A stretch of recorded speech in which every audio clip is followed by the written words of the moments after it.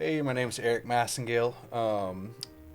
I am going to show you how to customize your automation program. There's only a couple things that I'm going to go over, so I don't really fall down the rabbit hole. But these are the big things that probably everyone wants to make sure. I'm going to go over your how long your contract stays valid, how many days that your contract is valid before it expires, um, balance due, planning information due date, when you want to do a final planning meeting, and then I'm going to show you how to edit some templates also.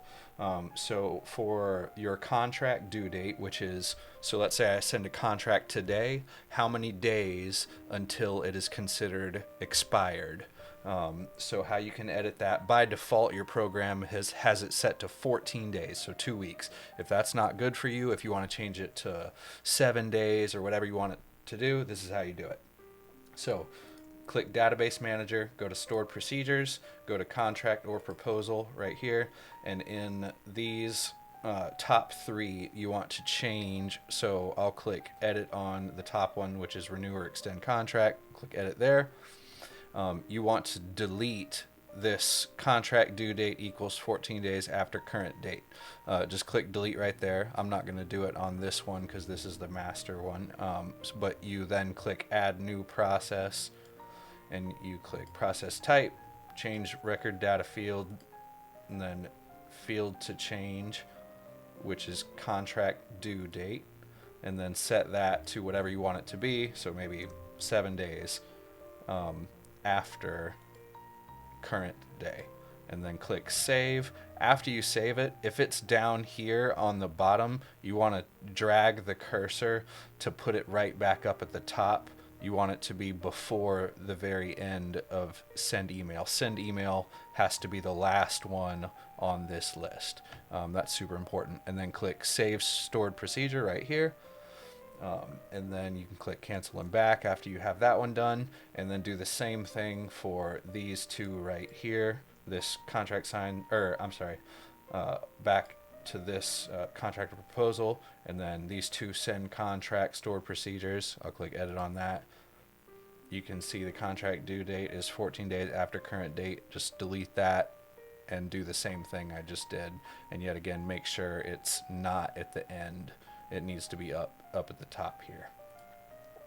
And then after you have all three of those fixed, go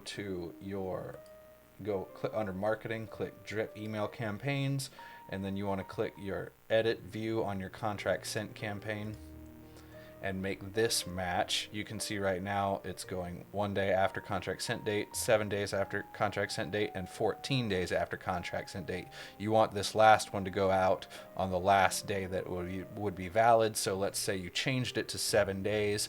You want to change this last one to 7 days after, and you can just click this little tool icon right here, click edit, and change this to 7 days instead, and click save. I'm not going to save it.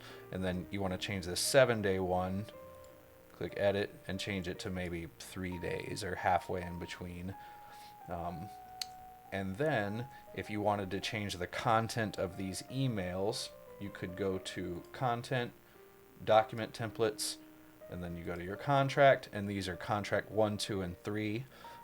So you could just see what's going out. So first, you click preview, so that's the first one that goes out, and then I'll click preview on the second one, and so the second one no longer makes sense because it says your date will be reserved for another week. So I want to change that template, so I'm going to click edit and just change it to say your date will only be reserved for 3 more days, or whatever whatever that second template would fall into place.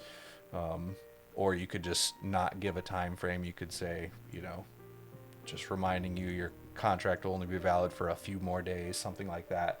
And then you can edit the last one as well on that same page. All right, so for balance due, you will go to, let's see. So for balance due, actually,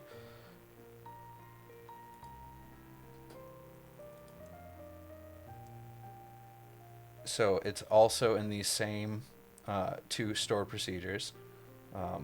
You click contract or proposal, and then in these two send contract right here, I'm going to click edit on the first one. And what you do is this balance due date, you just click delete there and add a new process which sets the balance due date. So I'm going to just show you. So I would delete that other one, and then process type, change record data field, and then click that. So balance due date, and I want it to be, right now your default is 14 days prior to the event date. You could even do 30 days after the event date if a net 30 was your normal situation. But whatever you want it to be, just change it to right there, click save, and then make sure it's not at the very bottom of this. Yet again, just drag it with these 3 bars. You can drag these around like this, however, but just make sure that balance due date is up there, higher up on the list. And then do that one, and then go and then edit the other one to do the same thing. And then go to that's it. So you don't have to edit the drip campaign. You can if you want, but it'll follow that due date. And if you want to edit the templates of your balance due emails, you go to content, document templates, go to money, and then these are all of your money relevant templates. So balance 1, 2, and 3. By default, this one goes out 2 weeks prior, this goes out 7 days prior, and this goes out on the day of. You can preview and edit them by clicking preview or edit right there. And now to adjust when your planning information, which is like the client filling out the planning information that you want to collect from them, how you can edit that. It's in those same stored procedures. So I click database manager, click stored procedures, go to those same exact send contract stored procedures. I'll click edit. You can see by default planning info due date is 14 days before date of event. So you would click delete on that and then add a new process. You can go generate record data field to change, and I'm going to do planning info due date and change it to 30 days before date of event. And then click save, and then drag it higher up yet again, like it is up here. It's like towards the top, and then click save, click cancel and back, contractor proposal, and then do the other one. So make sure it's edited in both of those two right there. For your planning due date, the drip campaign, collecting that information. So in your under marketing, drip email campaigns, and then you can go to planning. Book planning information. Wow, took me forever. Okay. So you can see it's 14 days before, 7 days before, and then 0 days before. So if you want to edit, you probably don't need to change those because that's before the due date. But if you want to change the templates, and you can edit these when they go out if you want there. But if you want to edit the templates, click content, document templates, go to planning forms 1, 2, and 3. Those are in that order chronologically, so you can preview them and edit what they say. The last thing is when you're doing your final meeting, like before the event, if you want to edit those, all the templates yet again are under content, document templates, and then meetings. So there's only 2 to the client, and then 1 goes to the employee that needs to be doing it as well. You can preview and edit those templates by clicking on those, and then you can edit the due date of these by going to where is it? Database, stored procedures, Then go to these send contract, click edit.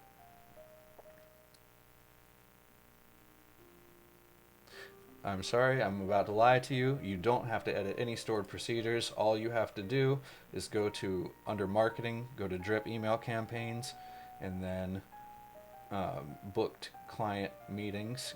Click edit on this campaign, and then all you have to do is edit these to go out whenever. So the first one goes out right here. 21 days prior to the event date, and then this one goes out 15 days prior, which is like the final one. So if you wanted, the final meeting to happen maybe a month out, you would change this 15 days to 30 days, add a week to that, so then these two would go out 37 days prior. And that is, and to edit those, you click that gear icon and just change the number right there. And that is all. All right, thanks. Yet again, my name's Erik Massengale. Thank you.